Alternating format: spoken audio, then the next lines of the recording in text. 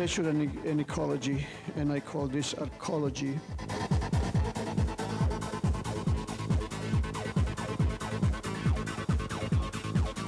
There's probably only a very few people in this room who would have cared about the internet 5 years ago. Simply had nothing to offer.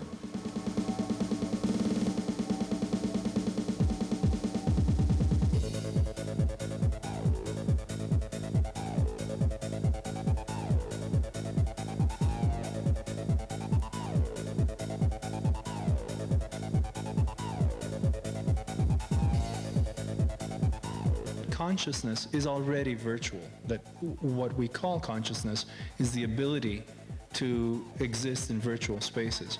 And the invention of the technology of virtuality is almost easy to say at this point, the direct extension of consciousness through this operation of sharing that is allowed by the net and all the technologies of connectivity.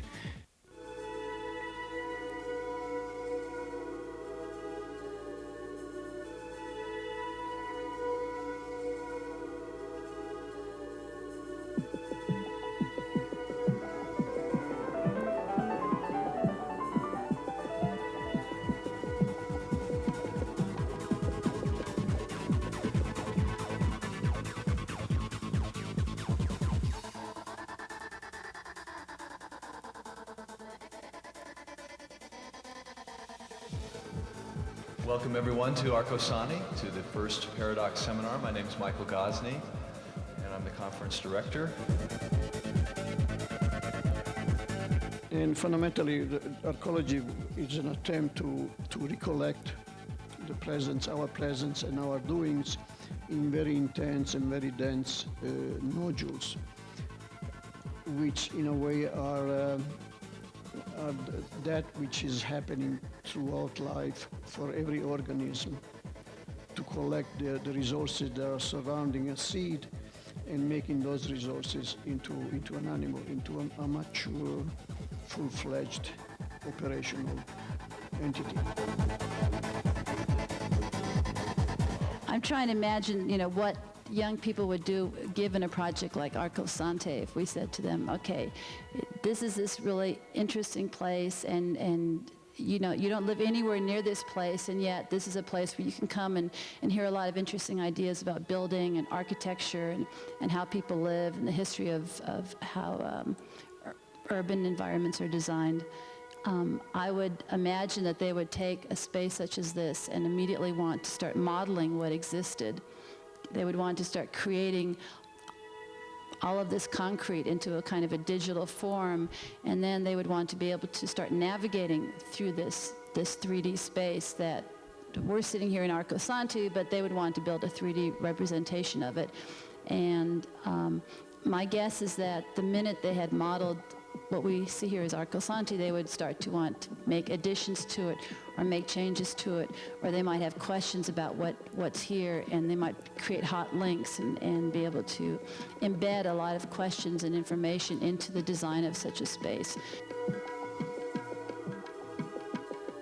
We have already examples of telerobotic telescopes. There's a program called Telescopes in Education run down on Mount Wilson, where kids from all over the world log into these computers and they ask for a star to be looked at. And sometime in the night, this computer goes up and takes the snapshot for an hour or whatever it takes to expose the film. And then it's digitally delivered back to the person that requested it.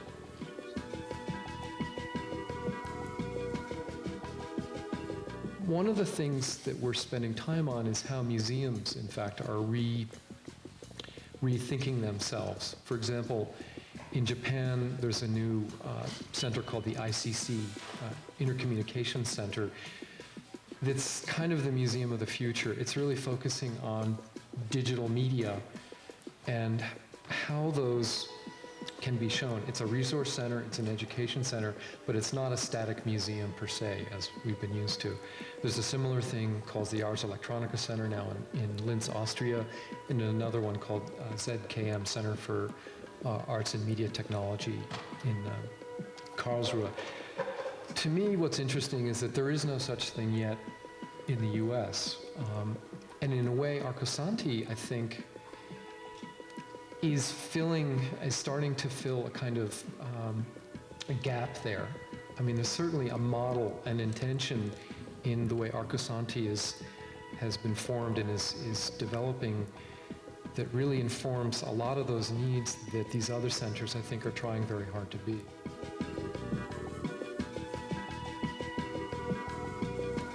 Two further notes about the place and character of these cybernetic temples. And again, these are straight quotes from Paolo. The secular and the sacred experience advantages through proximity to one another. To build the cybernetic temple is to build a church and a palace in one. And finally, if the sacred is where life is, then the whole habitat is sacred. The point here is that the demarcation that exists between, say, a gallery, a club, a church, has to be removed. We have to create spaces where becoming is recognized, where the participants, both real and virtual, create true community with the intention of influencing the direction of the evolutionary path. What is digital art? On one hand, it's watching my 5-year-old play with pixels on the computer screen and come up with some fascinating, compositions.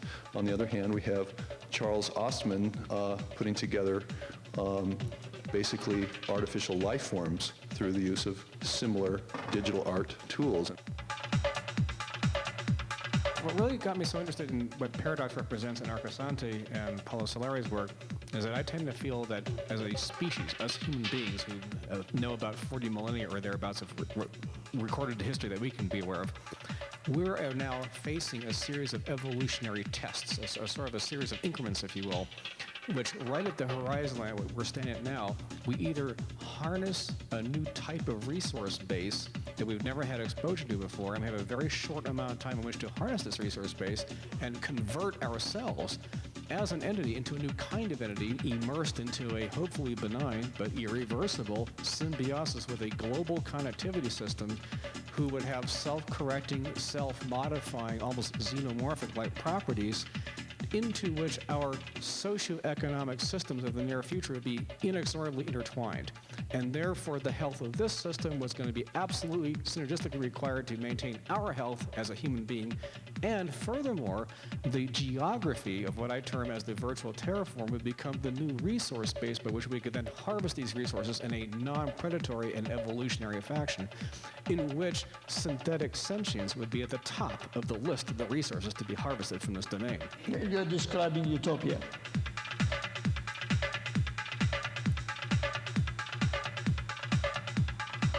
To move into the silicon carbon question is to try to see the possibility of not coming out with two lineages, the carbon lineages and the silicon lineages, because if this happens, then we have the conflict between the chosen people and the non-chosen people.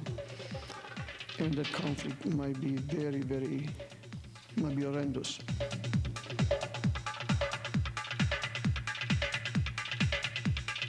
We will have 3D experiences from your home in first-person perspective, whereby you can interact with your television without any encumbrance at all, and interact in chat worlds and other types of 3D worlds that give you all the depth, the qualities that I've described to you as being virtual reality. And eventually, all these things, or rather those that are allowed through the wire, will comprise what will ultimately become cyberspace, which is the new sphere, which is the expanded human consciousness, which is one component of our reality, the interpersonal, intimate reality that we can experience face-to-face, and the sensual, interpersonal reality we can experience by our ability to communicate directly through electronic means, and somehow the reconciliation of the two.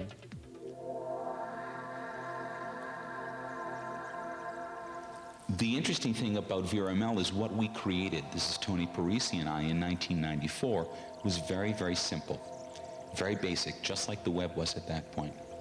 And we made a conscious decision on two fronts. First, to give all of our work away. And we could have patented it. This work had never been done.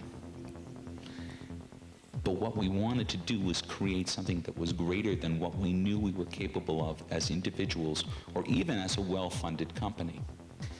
And what we got were not just commercial interests, but also thousands of educators, thousands of researchers, and thousands of lay people who'd been captivated by the idea of cyberspace, who had read William Gibson or Neil Stephenson, and said, I want this. And we said, well, come build it with us. Come make it happen.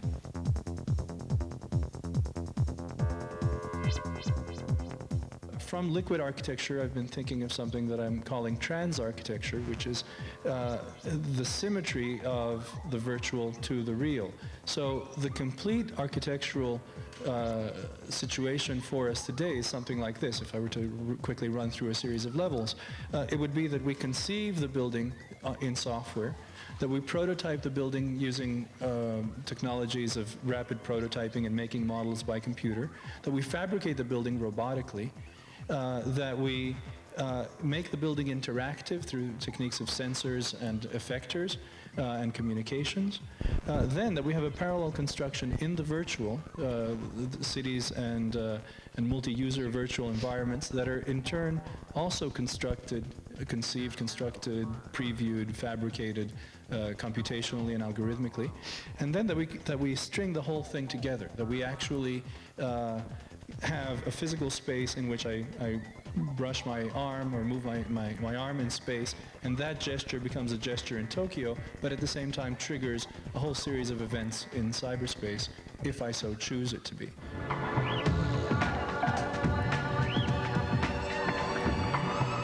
There's only 2 orders of magnitude between the structures we can create in silicon and the structures nature creates on its own.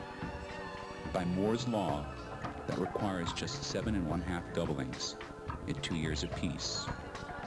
That's 15 years from right now until there must be a convergence, at least in scale, between the structures of life and the forms of artifact. By sometime in 2012, the created will meet the born, forever confusing the difference.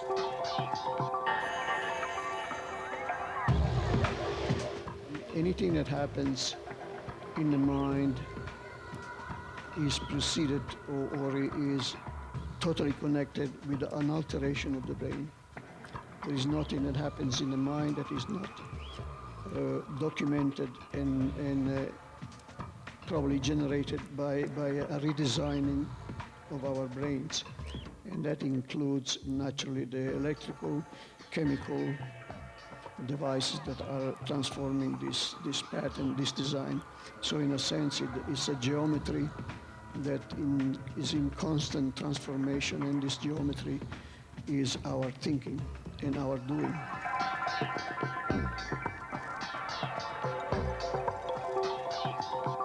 Okay, now let's get back to the statement Paolo made earlier about the brain. That every time we get something happens in the mind, it's because something's happening in the brain.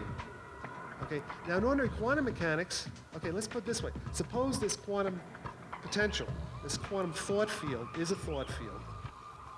But in ordinary quantum mechanics, whenever the brain structure is changing, there's no way for that change in brain structure to imprint itself back on the field, on the quantum thought field that's also making the brain change.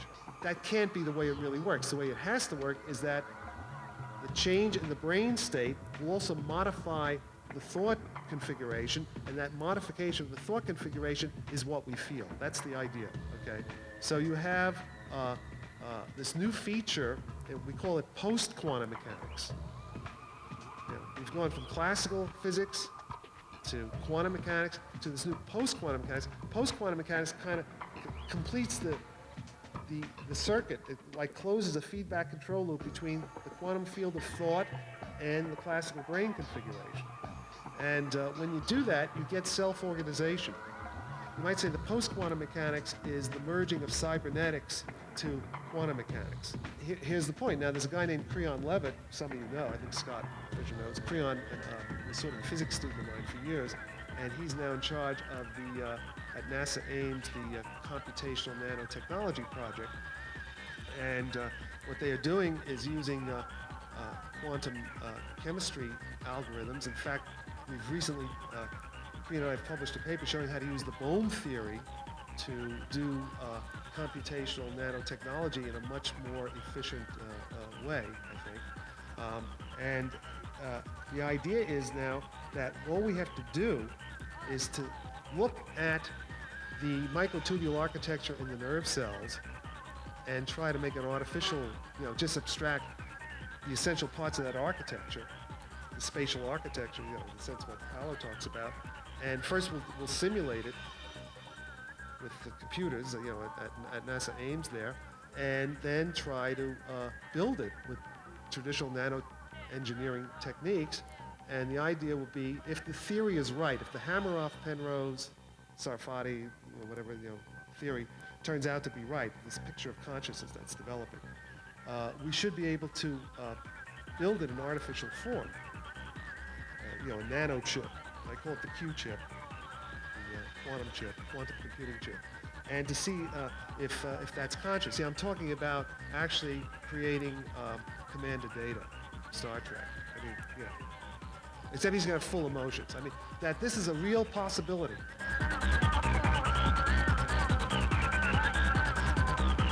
I have one or two fears about this. One is those new consciousness have no use for eros. We have estrus, then we have eros, then we have love, and I have a problem in understanding where eros might be in this process. The other one is, for instance, the fact that this new creature or this new consciousness might be totally indifferent to light, and for us light has been not only because of the vegetal kingdom, but ourselves. We have not only a physical, but an emotional and a very intense connection with light, or at least the light crashing upon physicality. So those are two pointers of this break that we might have between the consciousness that came from such a long tradition and the new consciousness that it's utterly unprecedented and in a way without a past in a sense.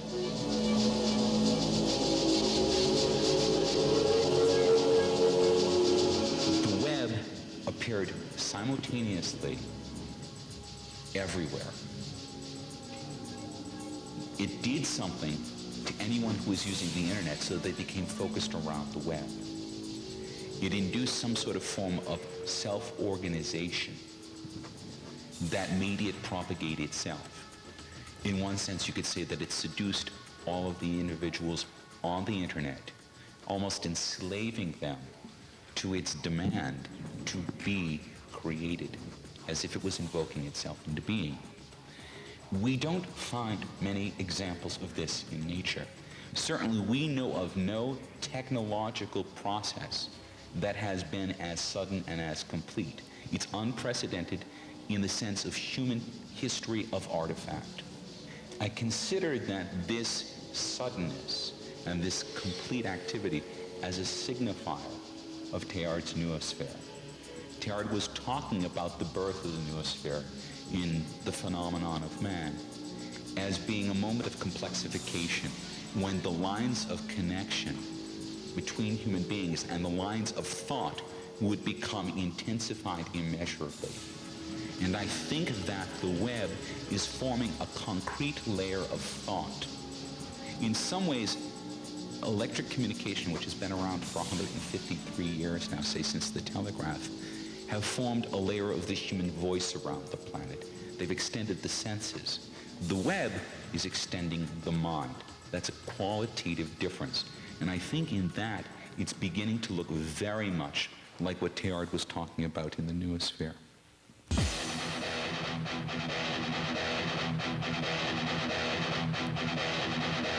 And we have a little slogan about doing the wrong thing even better, which means making them even worse. So it's a better kind of wrongness.